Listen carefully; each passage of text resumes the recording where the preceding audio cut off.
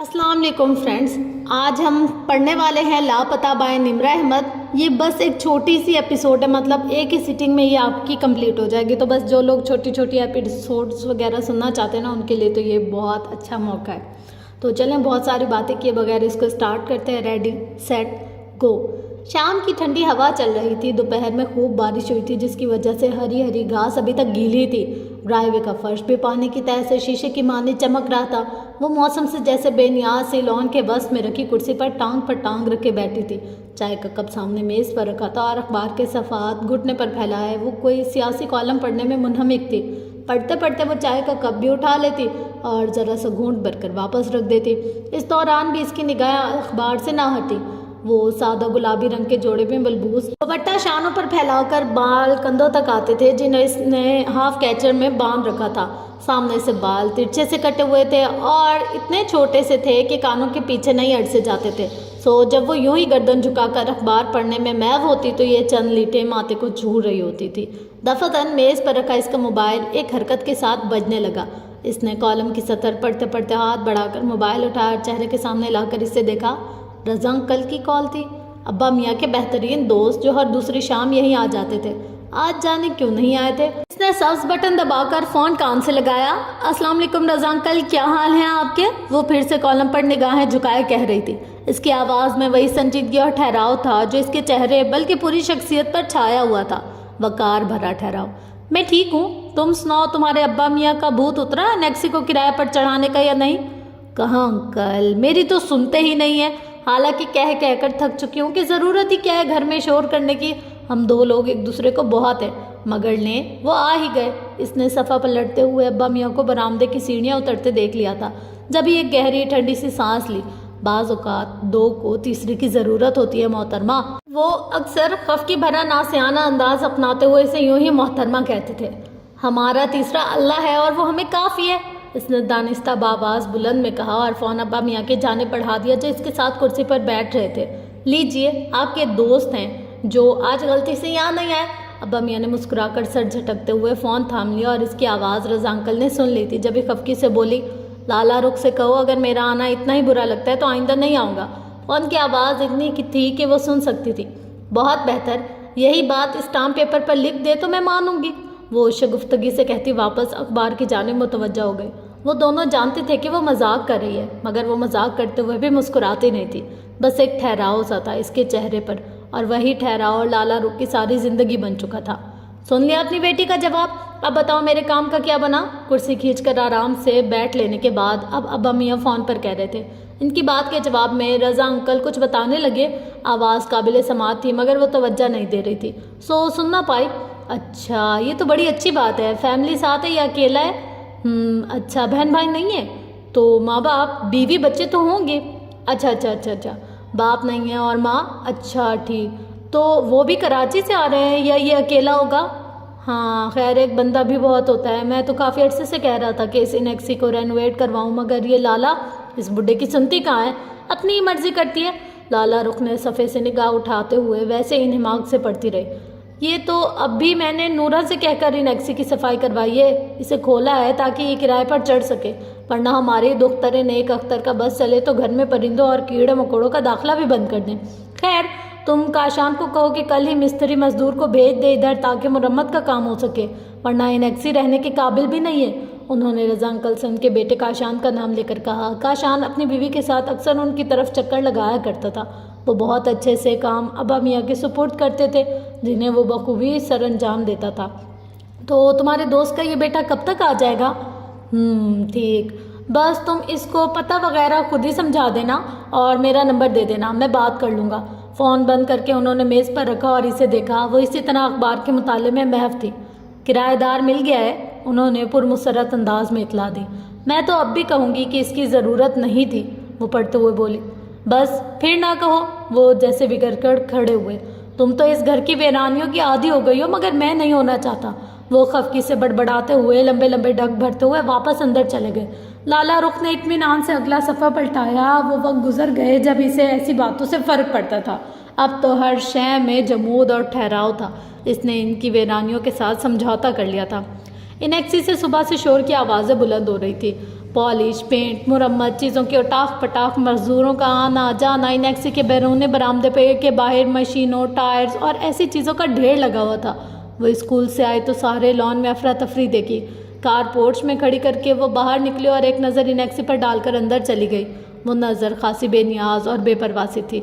इनेक्सी के बरामदे में काशान के साथ खड़े अब्बा मियाँ ने तासुब से इसकी वो नज़रें देखी और सर झुटक कर काशान से बात करने लगे।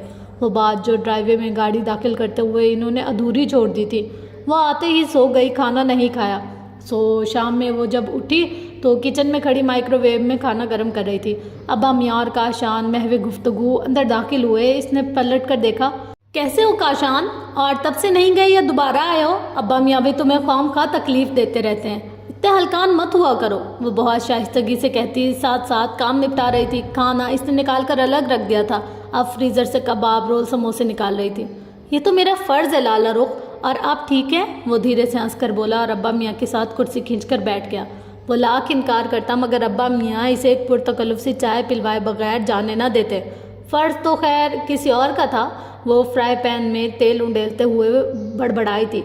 काशान ने चौंक कर इसे देखा। वो गर्दन जरा सी तिरछी किए तेल डाल रही थी। इसकी निगाहें तेल की गिरती धार पर जमी थी। चेहरे पर वही असली सुकून था। इसकी इन ठहरी हुई बातों के सब आदी थे। फिर भी हर बार काशान चौंक जाया करता था, लेकिन फिर सर झटक कर पिछले काम में मगन हो जाता था। बस 1 हफ्ते का काम है, आप सर पर रहेंगे तो 6 दिन में ही ख़त्म हो जाएगा, वरना 6 हफ्ते लगा देंगे ये लोग।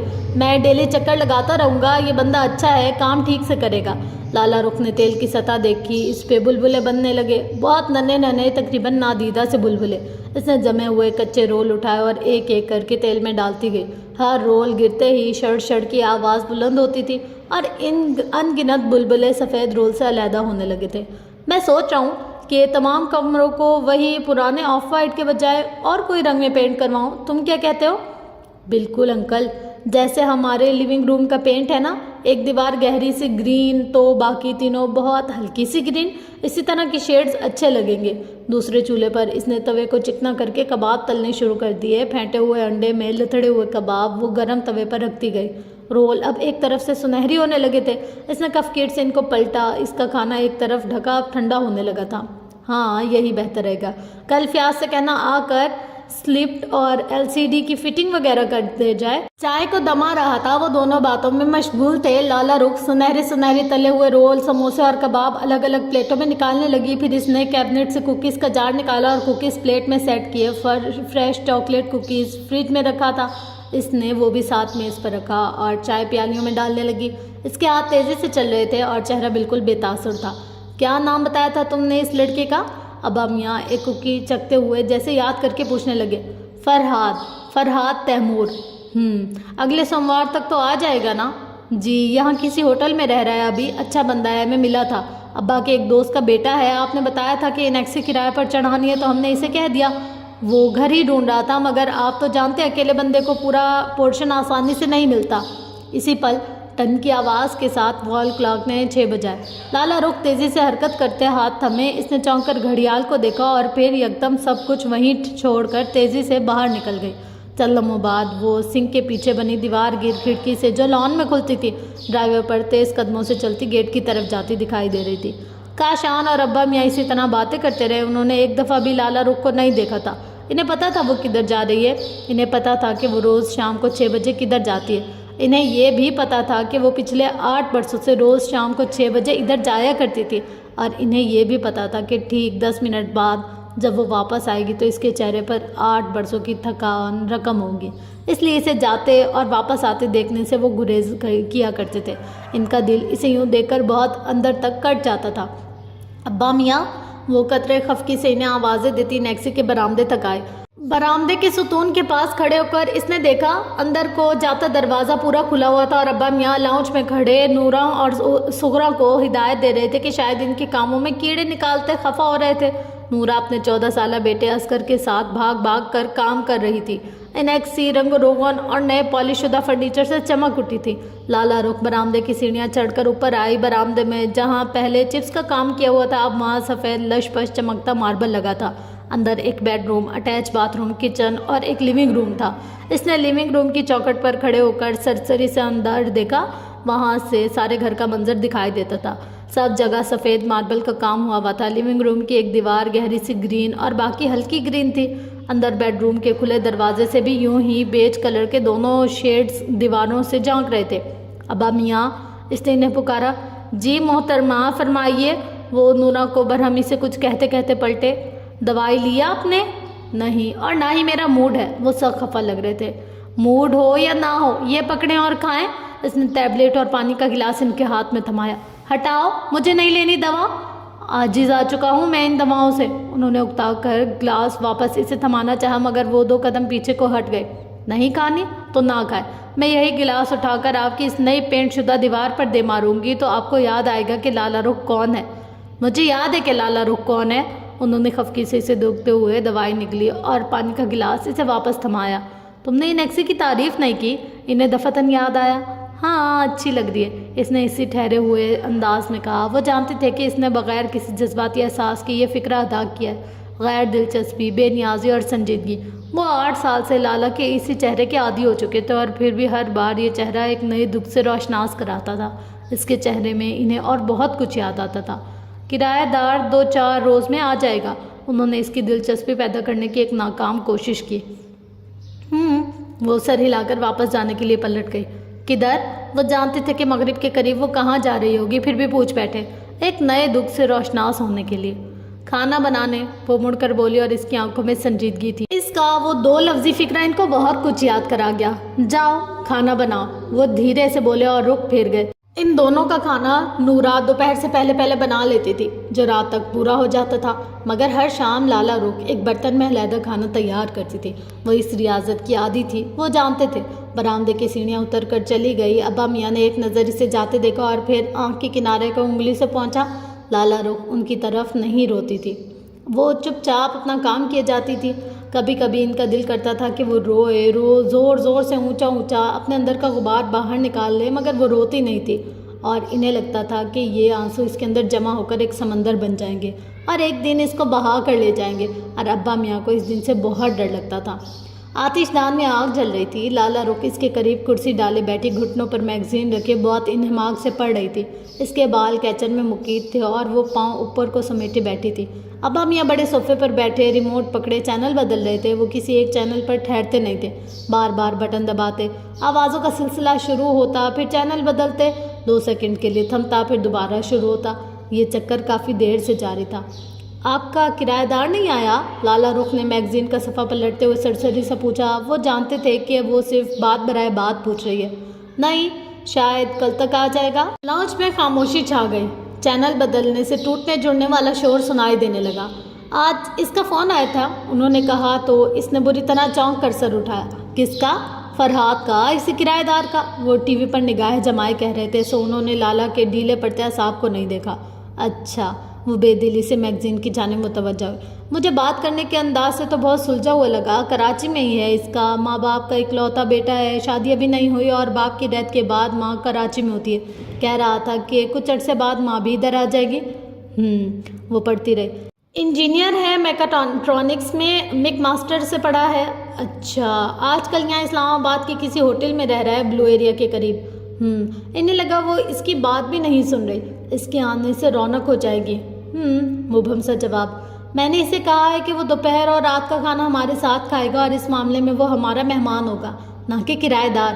کیا ضرورت ہے کسی اجنبی کو گھر میں داخل کرنے کی؟ اس کی پیشانی پر ذرا سا بل پڑے تھے۔ اجنبی کو اپنا بنتے دیر نہیں لگتی۔ بعض اجنبی بہت آرام سے قریب آ جاتے ہیں اور بعض اپنے بھی بہت آرام سے دور چلے جاتے ہیں۔ اس کی نگاہ میگزین سے پھسلتی ہوئی دہتے ہوئے کوئلوں پر جا ٹکی۔ سرخ ہوتے کوئلوں سے ننھی ننھی چنگاریاں اٹھ کر فضا میں گم ہو رہی تھی۔ اپنی مرضی سے کون دور جاتا ہے لالا؟ یہ تو قسمت ہوتی ہے جو داؤ کھیل جاتی ہے اور انسان کو پتہ بھی نہیں چلتا۔ ہر داؤ قسمت نہیں کھیلتی ابا میاں، بعض داؤ انسان بھی کھیل جاتے ہیں۔ انسانوں کے ساتھ اور سب سے مہلک داؤ بھی تو یہی ہوتے ہیں۔ پھر ہم ساری عمر اس لکیر کو پیٹتے رہتے ہیں، بچوں کی طرح روتے رہتے ہیں مگر ہاتھ کچھ نہیں آتا، ہم تہی دامہ رہ جاتے ہیں۔ وہ دہتے کوئلوں کو دیکھتی کہے جا رہی تھی۔ ابا میاں نے بھیگی آنکھوں سے اسے دیکھا۔ وہ بولتی کم تھی اور جب بولتی تھی تو ایسی باتیں ہی کیا کرتی تھی۔ صبر کرو لالا، اللہ صبر کرنے والوں کے ساتھ ہوتا ہے۔ صبر؟ وہ ہولے سے بڑبڑائی۔ صبر ہی تو کر رہی ہوں ابا میاں۔ صبر شکوہ نہ کرنے کو کہتے ہیں اور میں تو وہی کر رہی ہوں۔ دونوں کے درمیان طویل خاموشی چھا گئی۔ پس منظر میں نیوز چینل کی ہلکی ہلکی آواز سنائی دے رہی تھی، مگر اسے سن کوئی نہیں رہا تھا۔ ابا میاں، اس نے آتش دان کو دیکھتے ہوئے بہت زور سے انہیں پکارا۔ وہ ہولے سے بولے، میں کسی کو معاف نہیں کروں گی ابا میاں، میں حشر کے دن ایک ایک کا گریبان پکڑوں گی۔ آج تو وہ بچ گئے، اس دن انہیں کوئی نہیں بچا سکے گا۔ اس دن ان کو چن چن کر ایسی ہی آگ میں ڈالا جائے گا جس میں انہوں نے مجھے ڈالا ہے۔ میرے صبر کی آگ انہیں راکھ کر دے گی ابا میاں، میں کسی کو معاف نہیں کروں گی۔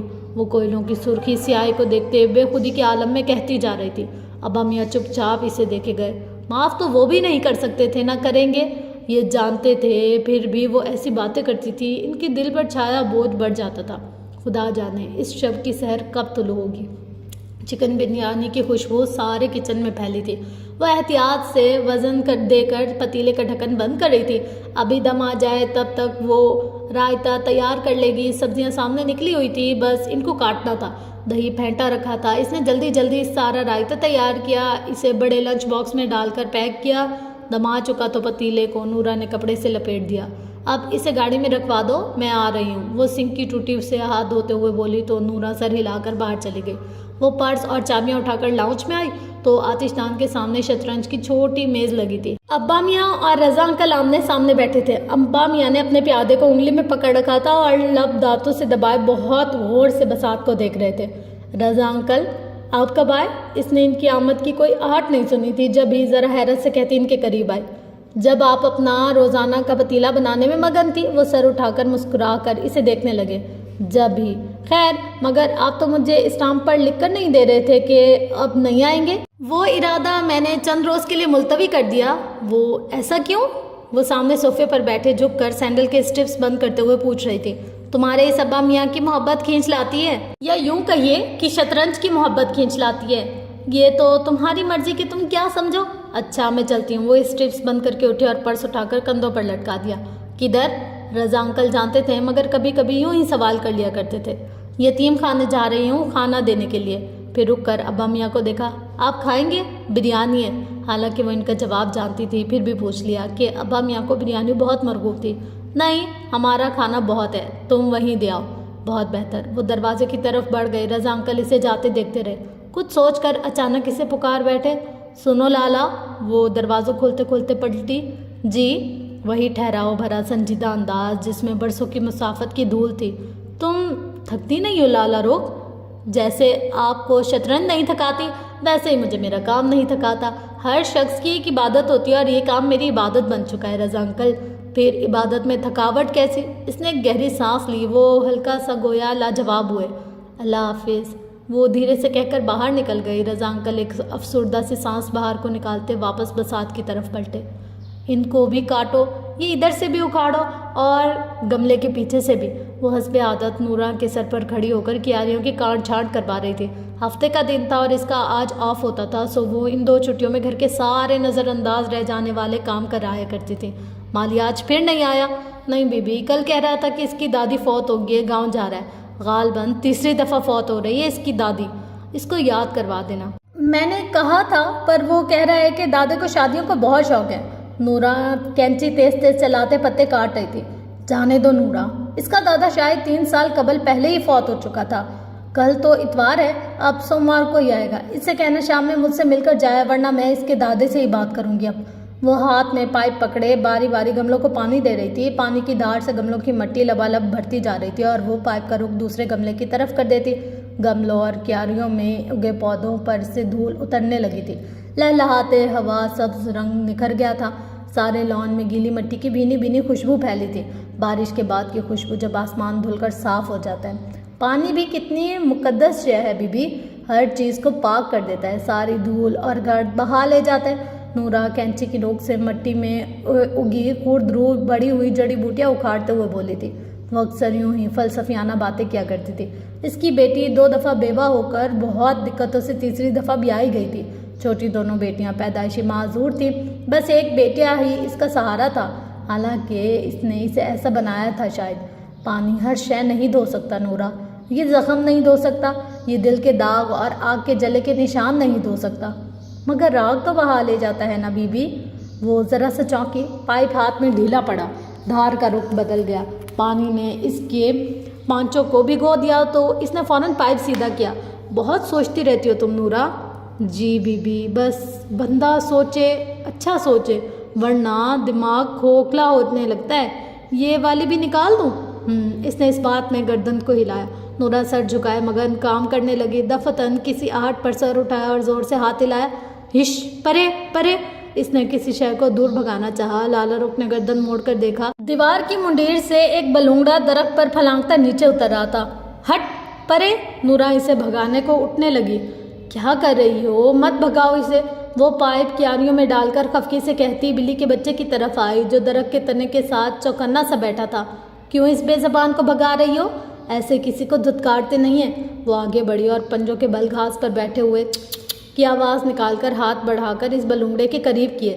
اسی پل کھلے گیٹ سے کوئی اندر داخل ہوا. وہ گھاس پر پنجوں کے بل بیٹھی بلی کو اپنے پاس بلانے کی کوشش کر رہی تھی. وہ جو کوئی بھی تھا رک کر دیکھنے لگا. میں تو بیوی اس لیے کہ پتہ نہیں جی کس کی بلی ہے، خام کا گھر میں کیوں گھسائیں، گند کرے گی. نورا شرمندہ ہو گئی. جانتی تھی کہ لالا رخ کو ایسی باتیں کتنی بری لگتی ہیں، پھر بھی کوتاہی کر جاتی تھی. ہمارے گھر اس ننھے سے بچے کے لیے چھوٹا تو نہیں ہے نا نورا؟ ادھر آؤ میرے پاس. بلونگڑا اس کے ہاتھ کو سونگھتا ہوا قریب آیا. اس نے پیار سے اس کی فر سہلاتے ہوئے اسے بازوؤں میں بھر لیا. آئندہ کوئی دروازے پر آئے تو اسے دھتکارنا نہیں، بے گھر کو پناہ دے دینی چاہیے.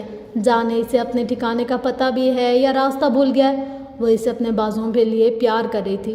بلیاں راستہ کبھی نہیں بھولتی بی بی. ان کو میلوں دور بھی چھوڑاؤ تو بھی ان کو اپنے گھر اور ٹھکانے یاد ہوتے ہیں اور یہ دوبارہ سے وہاں پر پہنچ جاتے ہیں. بلونگڑے کی نرم کھال سہلاتے ہوئے اس کی انگلیاں لمحے بھر کو رکی. اس کی آنکھوں میں ایک سایہ سا لہرایا.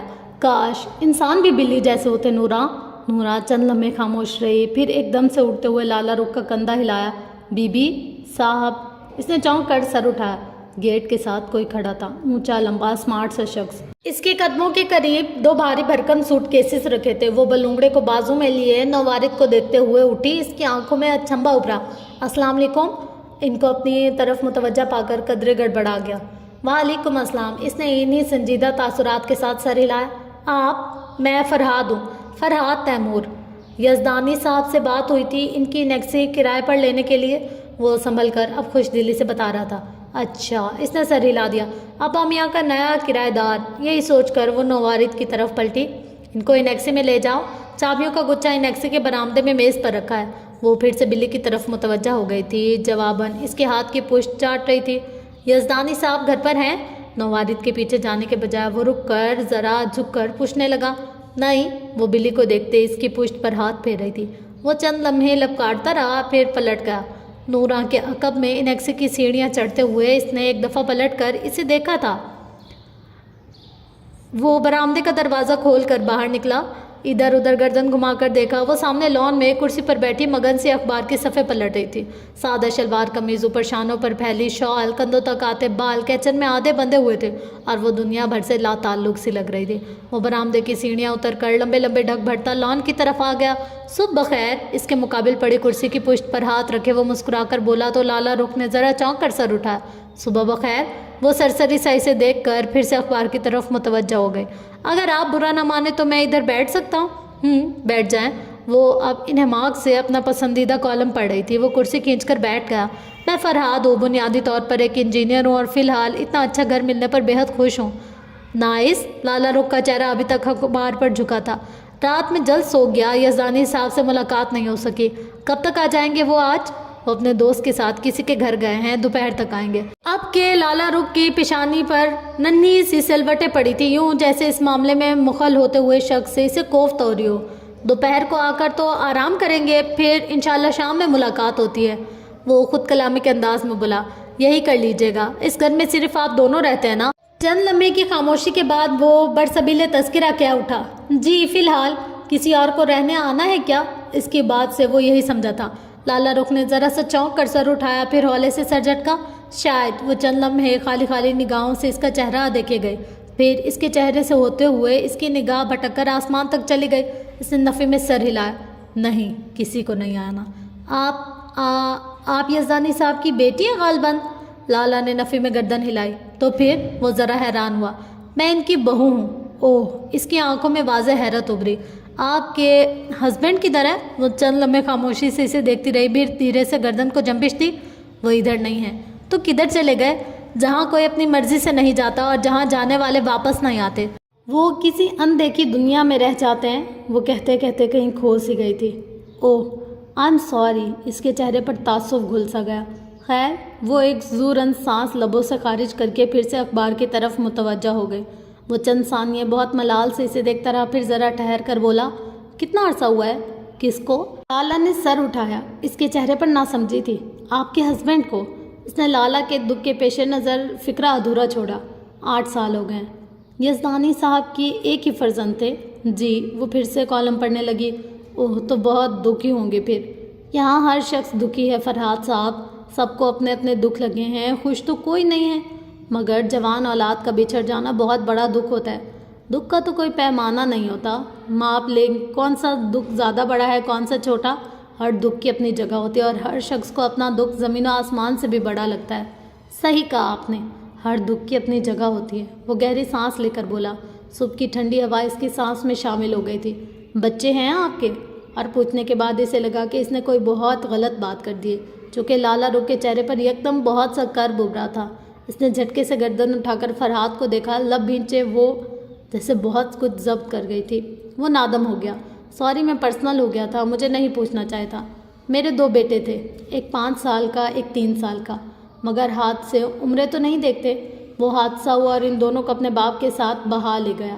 اب اگر آپ کو کچھ نہیں پوچھنا تو میں جاؤں؟ وہ اخبار کو لپیٹنے والے انداز میں میز پر رکھ کر اٹھی اور اندر کی طرف بڑھ گئی۔ سنیے، وہ پکارا تھا۔ وہ برآمدے کے ستون کے قریب رکے اور پلٹ کر اسے دیکھ رہا۔ اگر آپ کو ملازموں کی پریشانی ہے تو ہماری ملازمہ آپ کے سارے کام کر دے گی، میں اسے بھیج دیتی ہوں ابھی۔ نہیں، ہاں میرا مطلب ہے آپ اسے بھیج دیں، مگر ایک بات، وہ کرسی سے اٹھتے ہوئے بولا۔ وہ وہیں ستون کے ساتھ کھڑی سوالیہ نظروں سے اسے دیکھ رہی تھی۔ ایک بات کہنا تھی آپ سے۔ کہیے، میں سن رہی ہوں۔ حادثوں کا مقصد انسانوں کو مزید مضبوط بنانا ہے، نہ کہ یہ کہ وہ مسکرانا ہی بھول جائے۔ کبھی کبھی انسان کو مسکرا لینا چاہیے، ورنہ مسکراہٹ اجنبی ہو جاتی ہے، اور اس اجنبی اور شناسائی کے کھیل میں انسان خود کو کھونے لگتا ہے۔ آپ کی ٹریجڈی قابل رکت ہے، مگر کبھی کبھی مسکرایا کریں۔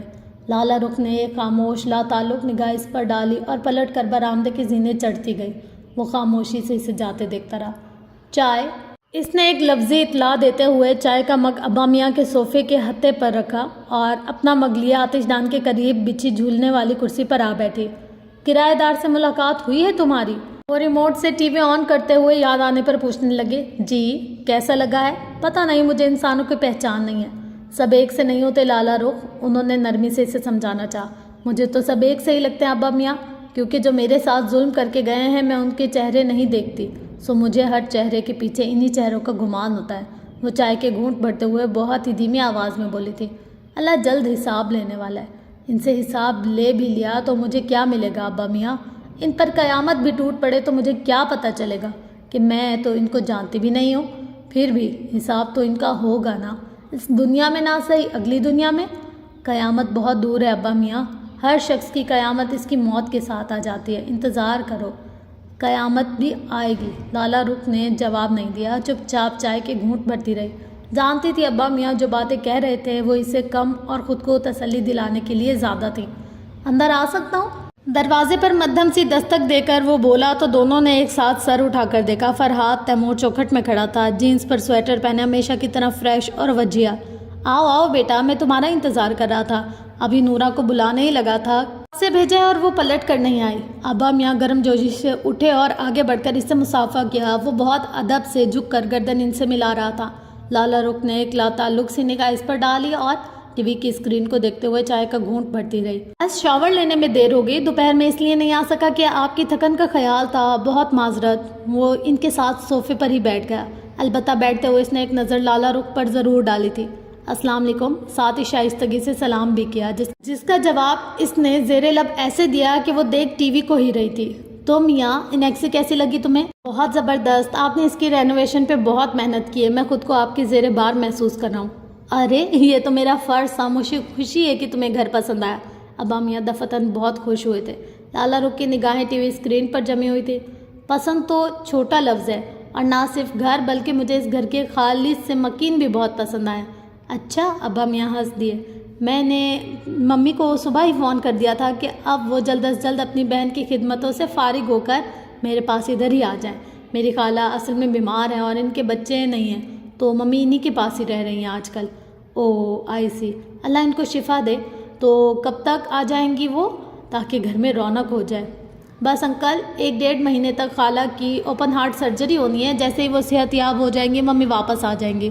وہ یزدانی صاحب سے اب بمشکل ہی کہہ پایا تھا، مگر لالا رخ ان دونوں سے قطعاً بے نیاز ٹی وی دیکھ رہی تھی۔ چلو یہ تو اچھا ہو جائے گا، میں اس گھر میں رونق چاہتا تھا اور تمہاری فیملی سے خوب رونق ہو جائے گی، اس کی تو آپ فکر ہی نہ کریں۔ وہ دھیرے سے ہنسا۔ اسی پل گھڑیال نے ٹن ٹن کی آواز کے ساتھ 6 بجا دیے۔ لالا رخ چائے کا مگ میز پر دھر کر تیزی سے اٹھی، سلیپرز پہنے اور باہر نکل گئی۔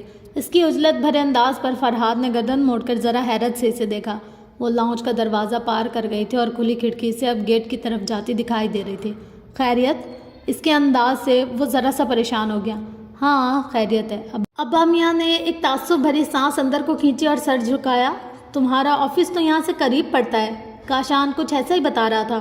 جی، وہ جو پریشانی سے کھڑکی کے باہر دیکھ رہا تھا ذرا سنبھل کر سیدھا ہوا۔ قریب ہی 15 منٹ کی ڈرائیو ہے۔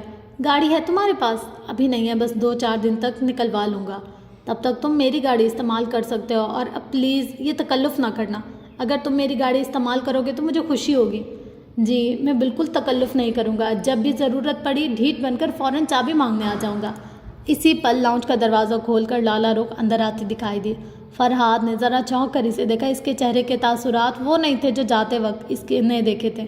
اب وہاں تھکن تھی، صرف اور صرف تھکن، شاید کر بھی تھا، نارسائی کا کر۔ وہ کچھ کہے بنا اندر اپنے کمرے کی سمت بڑھ گئی۔ فرحاد نے دیکھا ابا میاں نے تعصب سے سر جھکا لیا تھا۔ لالا رخ کا چائے کا ادھ بھرا کپ یوں ہی میز پر رکھا ہوا تھا۔ چائے اب ٹھنڈی ہو چکی تھی۔ کاغذ پر بال پوائنٹ چلنے کی تیز تیز آواز کمرے میں سنائی دے رہی تھی۔ وہ کاپیوں کا ایک ڈھیر سامنے رکھے بیٹھی تھی اور ہاتھ میں پکڑا کاپی کو سرخ پین سے چیک کر رہی تھی۔ آج اسکول میں بچوں کا ٹیسٹ ہوا تھا اور کاپیوں کا انبار لگ گیا تھا، جسے وہ چیک کرنے اپنے ساتھ لے آئی تھی۔ گھنٹہ ہو گیا تھا اسے کاپیاں چیک کرتے ہوئے اور ابھی بس آدھی ہوئی تھی۔ دفتراً اسی کسی طوطے کے بولنے کی آواز آئی، جیسے وہ پرندوں کی آواز پہ چہچہا رہا ہو۔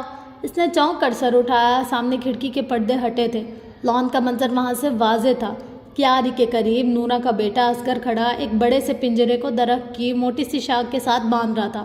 پنجرے میں 2 خوبصورت سے بڑے بڑے طوطے تھے۔ وہ ایک دم کاپی پھینک کر اٹھی اور تیزی سے باہر آئی۔ لاؤنج کا دروازہ پار کر کر وہ بھاگتے ہوئے لان میں پہنچی تھی۔ اصغر، اصغر! جتنے غصے سے اس نے اصغر کو پکارا تھا، اصغر ہڑبڑا کر پلٹا۔ پنجرا اس کے ہاتھ سے چھوٹتے چھوٹتے بچا۔ بمشکل اس نے اسے سنبھالا۔ جی باجی! وہ ذرا سا سہم گیا۔ یہ کیا کر رہے ہو؟ وہ غصے سے کہتی تیزی سے اس کے قریب آئی۔ وہ جی یہ پنجرا باندھ رہا تھا اوپر، کوئی ضرورت نہیں ہے۔ اور یہ طوطے کہاں سے پکڑے ہیں؟ وہ کمر پر ہاتھ رکھے جرا کر رہی تھی۔ میں نے نہیں پکڑے، قسم لے لو باجی۔ اچھا کھولو پنجرا اور چھوڑو ان کو۔ جی وہ بیچارہ ہکا بکا رہ گیا۔ میں کہہ رہی ہوں کہ پنجرا کھولو اور ان طوطوں کو اڑاؤ۔ پر باجی یہ تو صاحب کے ہیں، میں کیسے؟ جس کے بھی ہیں انہیں پنجرے سے باہر نکالو، وہ اندر مر جائیں گے، تمہیں کیوں نہیں سمجھ آتی؟ اسے حد درجہ کوفت ہو رہی تھی۔ باجی یہ باہر کے طوطے بہت مہنگے ہیں، صاحب تو مجھے جان سے مار دیں گے اگر میں نے وہ صاحب آ گئے ہیں، آپ خود ہی بات کر لو جی۔ وہ ہکلا کر کہتا جلدی جلدی پنجرا باندھنے لگا۔ وہ غصے سے بل کھاتی پلٹی۔ فرحاد سامنے سے چلا آ رہا تھا۔ شام بخیر، میں کافی دیر سے آپ کی گفتگو سن رہا تھا، سوچا ذرا مداخلت کر کے اس غریب کی جان بچا لوں۔ میرے طوطوں سے کیا دشمنی ہو گئی آپ کو؟ وہ مسکراتے ہوئے اس کے سامنے آ کھڑا ہوا۔ فرحاد صاحب، اس نے سنجیدہ نگاہوں سے فرحاد کو دیکھا تھا۔ ان طوطوں کو آپ نے پنجرے میں بند کیا؟ جی۔ اس نے اس بات میں سر ہلا۔ کیا میں پوچھ سکتی ہوں کیوں؟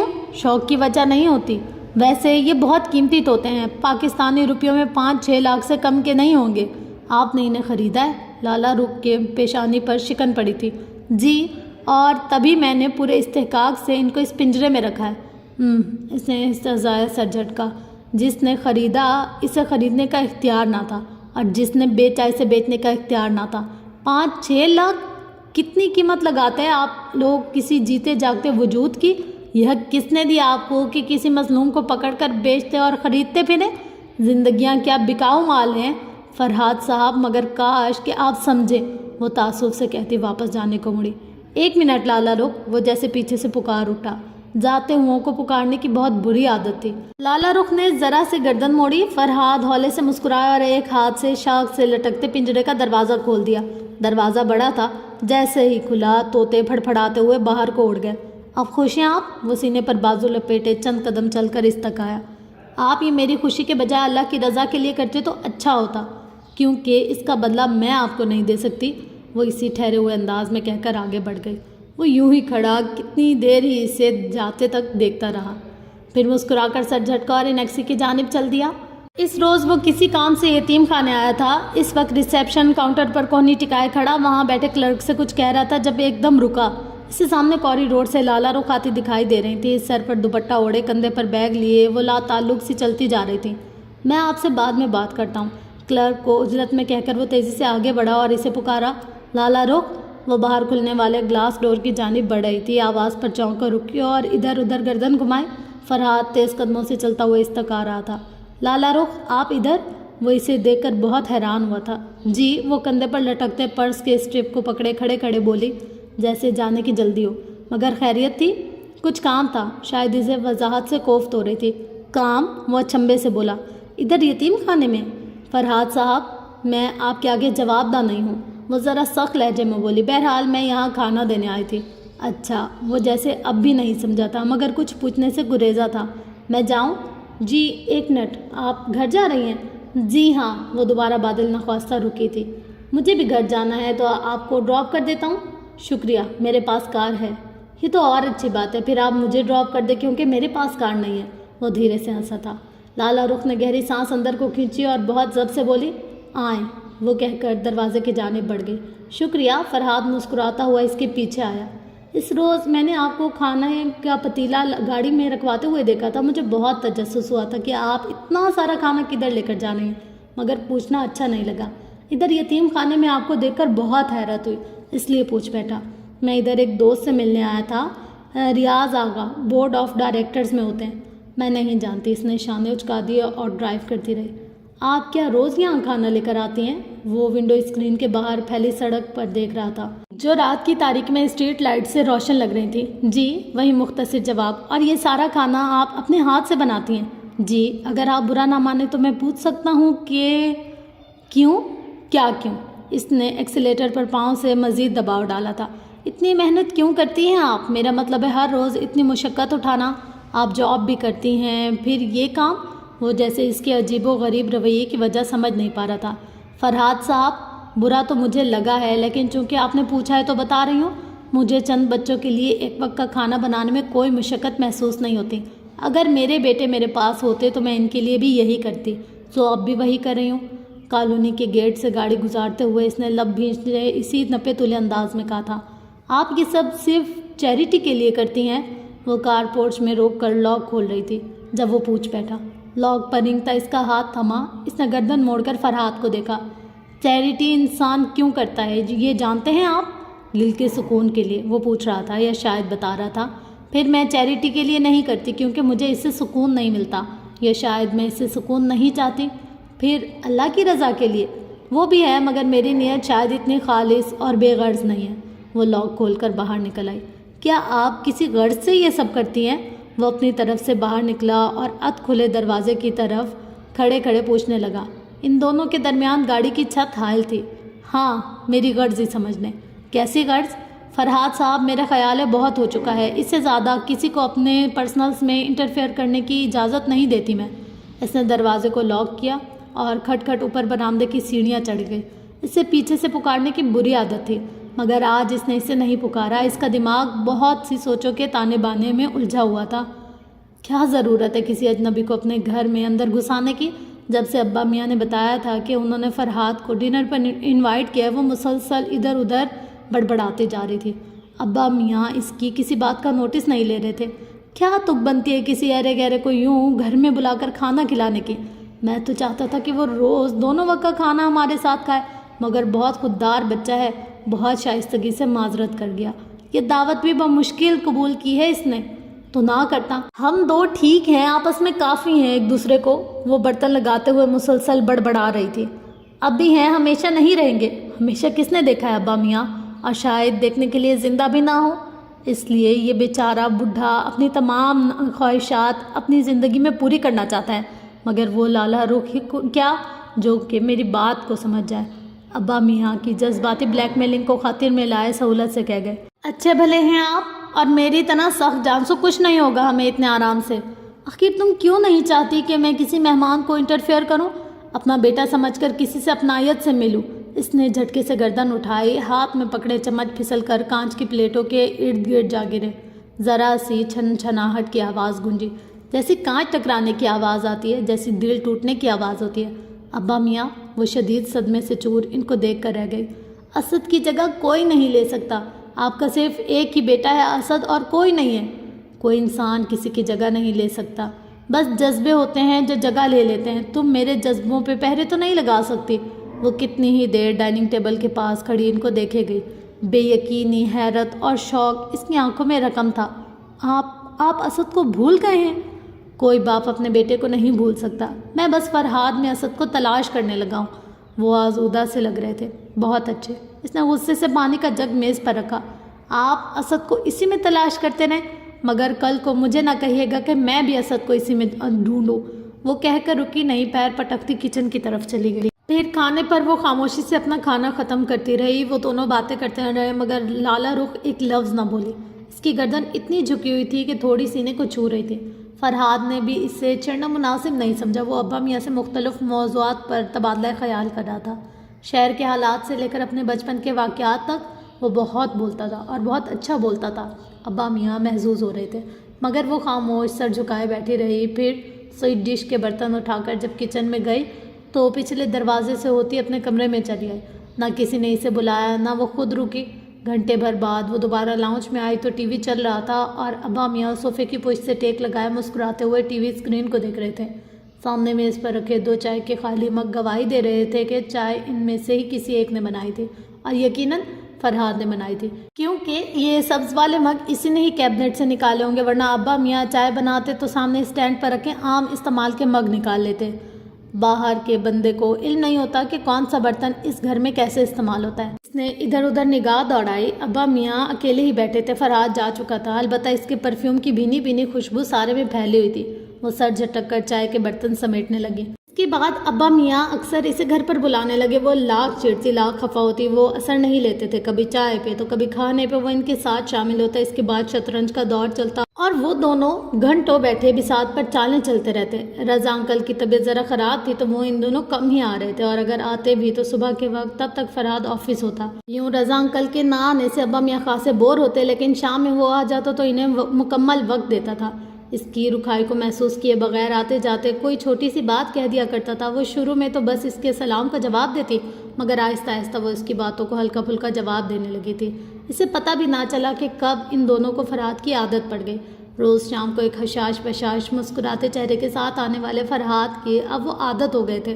لاؤنج کے کسی کونے میں اخبار چہرے کے آگے پھیلائے وہ لاشعوری طور پر اس کے کہکوں اور باتوں کی طرف توجہ دیتی تھی۔ اس شام جب گھر میں ایک ویران سی اداسی چھائی تھی، اسے فرہاد کا نہ آنا بہت کھلا تھا۔ وہ روز شام کو آ جاتا، آج پتہ نہیں کدھر رہ گیا تھا، اور وہ یوں ہی لاؤنج میں کچھ ادھر ادھر چکر کاٹتی رہی، پھر باہر آ گئے۔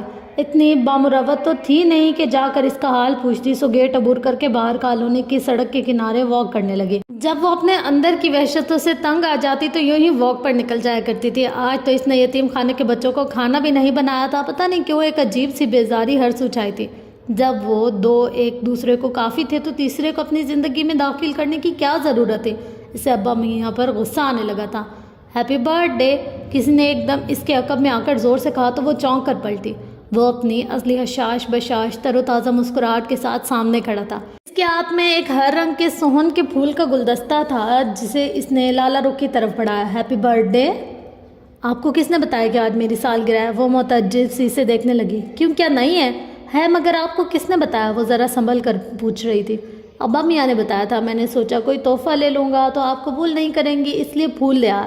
پھول سے تو کوئی کبھی انکار کر ہی نہیں سکتا۔ اس نے گلدستہ آگے بڑھایا۔ لالا رخ نے تذبذب سے اسے دیکھا اور پھر پھولوں کو قدرے ہچکچا کر اس نے گلدستہ تھام لیا۔ بہت شکریہ، مگر اس کی ضرورت نہیں تھی۔ وہ اپنی ازلی سنجیدگی سے بولی، مگر سنجیدگی میں رکھائی نہیں تھی۔ ضرورت کیوں نہیں تھی؟ پھولوں کی ضرورت ہر انسان کو ہوتی ہے، اور تازگی کی ضرورت اس سے ذرا زیادہ ہوتی ہے۔ انسان میں فرق ہوتا ہے۔ وہ ٹھنڈے سانس لے کر بولی تھی، پھر ایک دم کلائی پر بندی گھڑی دیکھی۔ اوہ 6 بج گئے، میں ذرا آتی ہوں۔ یوں ہی گلدستہ اٹھائے آگے بڑھنے لگی، پھر رک کر پھولوں کو دیکھا اور پھر اسے، آپ یہ برآمدے میں رکھ دیں، میں ابھی آتی ہوں۔ آخر آپ ہر شام 6 بجے کدھر جاتی ہیں؟ وہ اچھمبے سے گویا ہوا پھول اس نے واپس تھام لیے تھے۔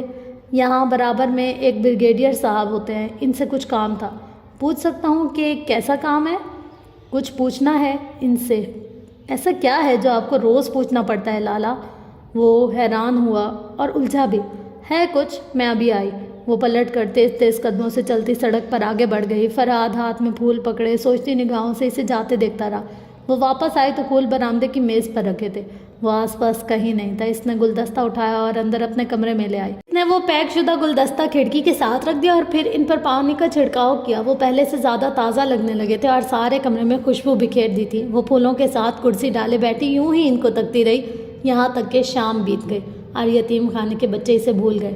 ہر دن اپنے ساتھ نئی ہوا لاتا ہے اور سوہن کے رنگدار پھول بازی ہوتے گئے، ہرے پتے مرجھا کر پیلے بھورے پڑ گئے اور پھولوں کی ٹہنیاں سخت ہو کر اکڑ گئی، مگر وہ اس کھڑکی میں یوں ہی پڑے رہے۔ اسے پتہ بھی نہیں چلا اور اسے ان کی باسی خوشبو اچھی لگنے لگی۔ اس شام ابا میاں نے اسے بتایا کہ فرحاد کو رات سے بخار ہے۔ اسے ایک دم ڈھیر سارے دکھ نے آن گھیرا۔ ابا میاں اس کے پاس چلے گئے تو وہ کچن میں لگ گئی۔ نورا کو ساتھ لگائے اس نے سوپ اور کھچڑی تیار کی، ساتھ چند چیزیں اور رکھیں، اور پھر جب نورا ٹرے لیے انیکسی کی طرف جا رہی تھی تو وہ اس کے ساتھ ہی تھی۔ وہ ابا میاں کے ساتھ انیکسی کے لیونگ روم میں چھوٹے صوفے پر بیٹھا تھا، چہرے سے ہی نقاہت عیاں تھی، آنکھیں ذرا سرخ تھی، بہت دھیمے لہجے میں ان سے بات کا جواب دے رہا تھا۔ وہ جب نورا کے پیچھے پلٹتے چلتے جا رہی تھی، اس کی بات درمیان میں ہی رہ گئی۔ وہ ایک دم بہت حیرت اور تعجب سے اسے دیکھنے لگا۔ اس حیرت کے درمیان ہی کہیں اس کی آنکھوں میں ایک روشنی سی جل رہی تھی جسے وہ محسوس کیے بغیر نہیں رہ سکی۔ السلام علیکم، کیسے ہیں آپ؟ اور یہ ادھر رکھ دو۔ بیک وقت دونوں کو نرمی سے مخاطب کرتے وہ ابا میاں کے ساتھ 2 سیٹر پر جا بیٹھی۔ وہ ابھی تک کسی خوشگوار حیرت میں مبتلا تھا۔ آپ، میں ٹھیک ہوں، مگر آپ خود آئیں۔ تھینک یو لالا رخ۔ وہ حد درجہ متاثر ہوا تھا۔ ابا میاں نے بتایا تھا کہ آپ بیمار ہیں، اس نے ابا میاں کی طرف دیکھ کر کہا، جو ذرا افسردہ سے لگ رہے تھے۔ نورا ٹرے میز پر رکھ کر جا چکی تھی۔ ابا میاں تو یوں ہی پریشان ہو جاتے ہیں، بس چھوٹا موٹا سا بخار ہے، ٹھیک ہو جائے گا، مگر اس سب کی کیا ضرورت تھی؟ مجھے شرمندگی ہو رہی ہے۔ پرہیزی کھانے کی ضرورت ہر بیمار کو ہوتی ہے۔ وہ ذرا سا چونکا تو کیا وہ اس کی باتیں یاد رکھنے لگی تھی؟ تھینک یو لالا رخ۔ وہ واقعتاً اس کا احسان مند تھا۔ وہ کافی دیر وہاں بیٹھی رہی اور اسے اچھا لگا تھا وہاں بیٹھنا۔ کوئی اپنائیت سی در آئی تھی انیکسی میں، سب شناسا سے لگنے لگے تھے۔ 6 بج گئے تو اس نے کلائی پر بندی گھڑی دیکھی اور پھر وہیں بیٹھی رہی۔ پتہ نہیں کیوں، مگر آج اس کا دل نہیں چاہا کہ وہ وہاں سے اٹھے اور بریگیڈیئر ظہیر کے والدین کے گھر جائے۔ کوئی بات نہیں، کل چلی جائے گی۔ اور پھر اگلے چند دن وہ یوں ہی نورا کے ساتھ کھانے کی ٹرے لیے اس کا حال پوچھنے آتی رہی۔ ابا میاں وہاں بیٹھے ہوتے تو وہ بھی بیٹھ جاتی، ورنہ کھڑے کھڑے چند باتیں کر کے چلی آتی۔ وہ مکمل طور پر صحت یاب ہوا تو آفس کے چند کاموں میں ایسا گرا کہ کچھ روز شطرنج کے لیے نہیں آ سکا۔ ان دنوں گھر یوں ویران لگتا تھا، گویا کوئی آسیب تھا جو در و دیوار سے لپٹا ہوا تھا۔ وہ دونوں خاموش خاموش سے رہنے لگے اور ان کی وہ ضرورت بن چکا تھا۔ اس اعتراف سے دونوں ہی نگاہیں چرانے لگے تھے۔ وہ کھانا اب روز نہیں بناتی تھی، اکثر ناغہ کر جاتی تھی۔ بریگیڈیئر ظہیر کے والدین کے گھر بھی ہر روز نہیں جاتی تھی، بلکہ اس دفعہ تو پورا ہفتہ گزر گیا اور وہ نہیں گئی، دل ہی نہیں چاہا۔ اس شام وہ آیا تو گھر کے در و دیوار جاگ اٹھے تھے۔ چائے پیتے ہوئے، شطرنج کی بساط سجاتے ہوئے وہ مسلسل بول رہا تھا، ہنس رہا تھا، اور پھر یکدم اس کے کسی لطیفہ سنانے پر وہ دھیرے سے ہنس پڑی تو فرحاد نے رک کر اسے دیکھا۔ تم نے میری بیٹی کو ہنسنا سکھا دیا فرحاد۔ ابا میاں نم آنکھوں سے ٹھہر کر بولے تو لالا رخ کی مسکراہٹ غائب ہو گئی۔ وہ ایک دم وہاں سے اٹھ آئے۔ باہر لان میں تاریکی پھیلی تھی، وہ وہیں گھاس پر ہی بیٹھتی چلی گئی۔ وہ تو نہیں ہنستی تھی، پھر آج کیسے ہنس پڑی؟ کیا وہ لطیفہ اتنا دلچسپ تھا یا وہ فرحاد کے آنے پر خوش تھی؟ وہ سر ہاتھوں میں دیے بیٹھی خود سے لڑتی رہی۔ یوں الجھنے سے کچھ نہیں ہوگا لالا رخ۔ وہ ایک دم کہیں آس پاس سے بولا تو اس نے ایک جھٹکے سے سر اٹھایا اور وہ برابر کرسی رکھے اس کی پشت تھامے کھڑا تھا۔ میں تو نہیں الجھ رہی۔ وہ شانے اچکا کر پیچھے ہو کر اٹھ بیٹھی۔ آپ ہنستی رہا کریں، اچھی لگتی ہیں۔ مجھے ہنسنا نہیں آتا فرحاد صاحب، جس کرب سے میں گزری ہوں وہ ہنسنا بھلا چکا ہے مجھے۔ میں آپ کا دکھ سمجھتا ہوں لالا۔ وہ کرسی اس کے قریب کھینچ کر اس پر بیٹھتے ہوئے بولا۔ آپ کی ٹریجڈی بہت بڑی ہے، مگر زندگی جمود کا نام نہیں ہے، زندگی آگے بڑھنے کا نام ہے۔ خود پر چھایا ہوا جمود توڑیں، تازہ ہوا کا کوئی زون کھولیں۔ ہر انسان کو تازگی کی ضرورت ہوتی ہے۔ آپ تازہ کیوں نہیں ہونا چاہتی؟ رات کے اس پہر لان کی گھاس نم تھی اور وہ اس پر ننگے پاؤں بیٹھی تھی۔ آدھے چاند اور برآمدے کی ٹیوب لائٹ کی زرد روشنی میں فرحات کا چہرہ ترہم ترہم سا تھا۔ آپ کو لگتا ہے میں جان بوجھ کر اپنے ساتھ زیادتی کر رہی ہوں؟ کیا نہیں کر رہی؟ آپ اس کرب سے گزرے ہوتے تو سمجھ سکتے۔ لالا رخ قدرے دکھ سے نفی میں سر ہلا رہی تھی۔ میں سمجھ سکتا ہوں۔ کیسے سمجھ سکتے ہیں آپ؟ گزرے ہوں گے آپ بھی بہت سے غموں سے، مگر میرا غم آپ کے غموں سے مختلف ہے۔ ہر پل کاٹنے والا ایک زہریلا ناگ ہے جو میرے آس پاس منڈلا رہا ہے۔ کھونے کا کرب بہت اذیت ناک ہوتا ہے، یہ دکھ قرار نہیں پانے دیتا۔ میرے دکھ کو بھی قرار نہیں ہے۔ کیا 8 سال بھولنے کے لیے، سیٹل ڈاؤن ہونے کے لیے کافی نہیں ہوتے؟ وہ سنجیدگی سے سمجھانے والے انداز میں کہہ رہا تھا۔ بھولا تو تب جاتا ہے جب دکھ کو ٹھکانہ مل جائے۔ میرے دکھ کو ٹھکانہ نہیں ملتا، میرے آنسوؤں کو جذب ہونے کے لیے مٹی نہیں ملتی۔ وہ کرسی کی پوچھ سے سر ٹکائے آنکھیں موندے کہہ رہی تھی۔ ایک موتی اس کی آنکھ سے ٹوٹ کر رخسار پر پھسل گیا۔ مرنے والوں کے ساتھ مرا نہیں جاتا لالا رخ۔ مرنے والے؟ اس نے بند آنکھوں سے نفی میں گردن ہلائی۔ میرا کوئی نہیں مرا، میرے بچے اور میرا شوہر سب زندہ ہیں۔ زندہ ہیں؟ اس نے تعجب سے دہرایا۔ مگر آپ نے تو کہا تھا کہ وہ وہاں چلے گئے ہیں جہاں سے کوئی واپس نہیں آتا۔ صحیح کہا تھا میں نے، وہ زندہ ہیں مگر ادھر ہیں جہاں سے واپسی نہیں ہوتی۔ چند لمحے وہ خاموشی سے سانس لیتی رہی، پھر بولی تو آواز آنسوؤں سے گیلی تھی۔ وہ لاپتہ ہیں۔ لاپتہ؟ 8 برس پہلے وہ جمعے کا دن تھا۔ اسد اور میرے دونوں بیٹے تیار ہو کر جمعہ پڑھنے گئے تھے۔ سفید کلف لگے کرتوں میں وہ پورے اہتمام کے ساتھ جمعے کے لیے جاتے تھے۔ اس روز بھی بہت خوش باش ہنستے مسکراتے گئے تھے۔ میں نے اس پہر وہ سندھی بریانی بنائی تھی اور سلاد رائتہ سب تیار کر کے میز پر رکھا تھا، اور ڈائننگ ٹیبل کی ایک کرسی پر بیٹھی میں گھڑی کو دیکھتی رہی، ان کا انتظار کرتی رہی، مگر وہ واپس نہیں آئے۔ کئی گھنٹے بیت گئے۔ ابا میاں کی طبیعت خراب تھی تو وہ گھر پر تھے۔ جب عصر ڈھلنے کو آئے تو میں مسجد تک گئی، وہاں اسد کی گاڑی ویسے ہی کھڑی تھی۔ امام صاحب اور دوسرے چند لوگوں نے بتایا کہ جمعے کے بعد کچھ افراد آئے، چند لوگوں کو پکڑ کر گاڑیوں میں ٹھوسا اور چلتے گئے۔ میں اور ابا میاں پاگلوں کی طرح ایک تھانے سے دوسرے تھانے بھاگتے رہے، مگر ہر کوئی لا علم تھا۔ میرے معصوم بیٹوں کو کس نے پکڑا اور وہ ظالم کون تھے میں نہیں جانتی، کوئی بھی نہیں جانتا۔ میں نے پورے شہر کا، ہر تھانے کا، چھاونیوں کا ایک ایک چپا چھان مارا۔ میں ہر دروازے پر گئی جہاں سے مجھے امید تھی۔ میں ہر جگہ میری امید توڑ کر مجھے واپس لے آئی۔ میں نے پھر بھی اپنے بیٹوں اور اپنے شوہر کو نہیں دیکھا۔ کچھ وقت گزرا تو خبریں آنے لگی کہ میرے جیسے اور بھی بہت سے لوگ ہیں، اور بھی بہت سی عورتیں ہیں جن لوگوں کے گھر والوں کا کچھ پتہ نہیں۔ گھروں سے کچھ لوگ لاپتہ ہیں۔ پھر کچھ واقعات ابھرتے گئے۔ ہمیں پتہ چلا کہ شاید اسد اور میرے بچوں کو بھی کچھ اجنبیوں کے ہاتھوں بیچ دیا گیا۔ میں ہر اس خاندان سے ملی جن کا کوئی یوں ہی پکڑ کر لاپتہ کر دیا گیا تھا، اور مجھے آہستہ آہستہ علم ہوتا گیا کہ چند سکوں کے بدلے میری محبتوں کو بیچ دیا گیا ہے۔ جس نے بیچا اسے بیچنے کا حق نہیں تھا، جس نے خریدا اسے خریدنے کا حق نہیں تھا۔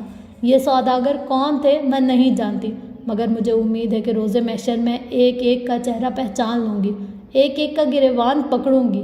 اس روز انہیں کوئی نہیں بچا سکے گا، مگر اس دنیا میں کچھ نہیں کر سکتی، نہ ان کو ڈھونڈ سکتی ہوں، نہ اپنے گھر والوں کو۔ پورا دن اور پوری رات مجھے یہ احساس تڑپاتا ہے، میرے بچے اس روز بھوکے مسجد گئے تھے۔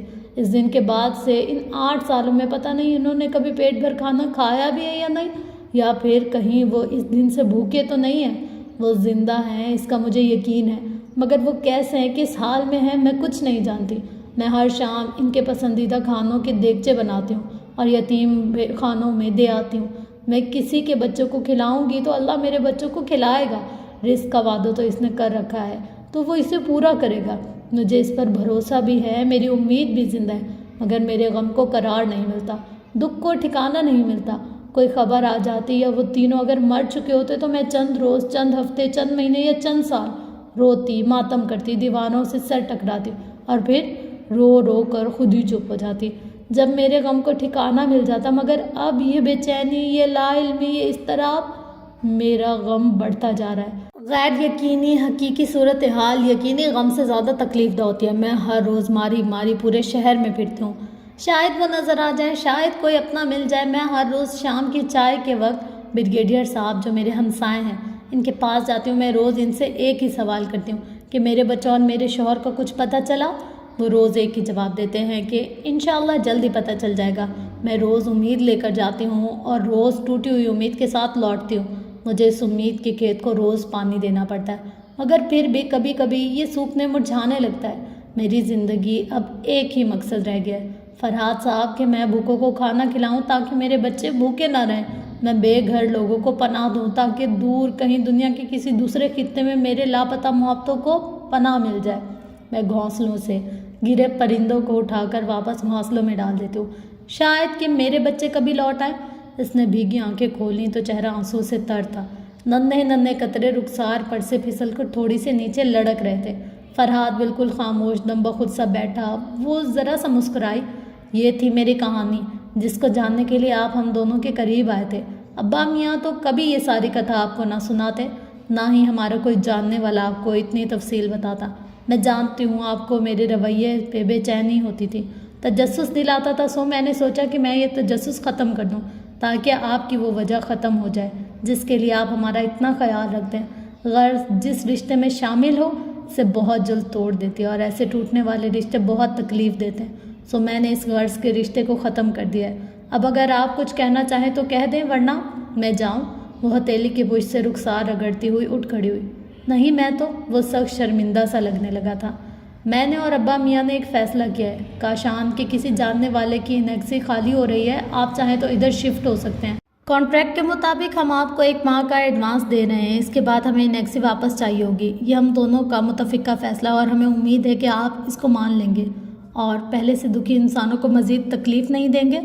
کتنے ہی پل وہ سر جھکائے بیٹھا رہا، پھر دھیرے سے گردن اٹھا کر اسے دیکھا۔ مگر آپ نے ایسا فیصلہ کیوں کیا؟ کیونکہ ہم دو ایک دوسرے کو کافی ہیں، ہمیں کسی تیسرے کی ضرورت نہیں ہے۔ اگر ہمارا کوئی تیسرا ہے تو صرف اللہ۔ انسان ہمارے قریب اس لیے نہیں آتے کہ انہیں ہم سے محبت ہوتی ہے، وہ صرف اور صرف تجسس کے ہاتھوں مجبور ہو کر آتے ہیں۔ ہماری زندگیوں کی گتھیاں جاننے کے لیے آتے ہیں، انہیں سلجھانے کے لیے نہیں، اور پھر اس کے بعد لاپتہ ہو جاتے ہیں۔ ہمارے اپنے پہلے ہی لاپتہ ہیں، اب مزید رشتے بنا کر انہیں کھونے کا حوصلہ ہم میں نہیں ہے۔ وہ واپس مڑ گئے اور چھوٹے چھوٹے قدم اٹھاتی برآمدے کے زینے کی طرف بڑھ گئی۔ وہ رات کی تاریکی میں اسے دور جاتے دیکھتا رہا۔ اسے پیچھے سے پکارنے کی بڑی عادت تھی، مگر آج وہ چاہنے کے باوجود اسے نہیں پکار سکا۔ تو جی فرینڈس، یہ تھی کمپلیٹ ایپیسوڈ۔ ہوپ سو کہ آپ کو یہ اچھا لگا ہوگا۔ اور میں نے نا مائنڈ میں بہت ساری چیزیں سوچی تھی کہ یار اس کا ہسبینڈ اس کو دھوکہ دے گیا ہوگا، یا اس نے دوسری شادی کر لی ہوگی، یا اس نے چیٹنگ کر لی ہوگی، کچھ اس طریقے کا نا۔ لیکن ایٹ دا اینڈ بہت دکھ ہوا یار۔ بہت ظالم لوگ بھی ہوتے ہیں اس زمانے میں، جو لوگوں کو اتنی اذیتیں اور تکلیف دیتے ہیں نا کہ بس۔ اور یہ بات بالکل سچ ہے کہ اگر کوئی مر جائے نا تو اس پہ انسان کو صبر آ جاتا ہے، کہ پتہ ہوتا ہے کہ یار یہ اتنی منو مٹی تلے اپنا انجام پتہ نہیں اس بیچارے کا کیا ہوگا۔ لیکن جب کوئی چیٹنگ کر جائے یا کوئی گم ہو جائے تو وہ سب سے زیادہ تکلیف دہ ہوتا ہے، کہ انسان کو پتہ ہی نہیں ہوتا کہ وہ کہاں ہے، کس حال میں ہے، زندہ بھی ہے یا نہیں ہے۔ مطلب ہر نئے دن نئی اذیت، نئے خوف، نئے سوچ، وسوسے، وہم دل میں، دماغ میں، ذہن میں آتے رہتے ہیں، اور انسان دہل کر رہ جاتا ہے۔ تو بس بہت عجیب سا تھا۔ لیکن یہ ہے کہ ہوپ سو آپ لوگ کو اچھا لگا ہوگا۔ اگر آپ کو اچھا لگا اور میری ایفرٹس آپ کو پسند آئے تو پلیز کمنٹ باکس میں ضرور شیئر کیجیے گا، اور چینل کو لائک، کمنٹ، شیئر، سبسکرائب کرنا مت بھولیے گا۔ انشاءاللہ ملتے ہیں نیکسٹ ایپیسوڈ کے ساتھ، کچھ اچھا اور نئے انٹرسٹنگ سی چیز کے ساتھ۔ تب تک اپنا گرد و نواح اہل و عیال کا بہت خیال رکھیے گا۔ لو یو آل، اللہ حافظ۔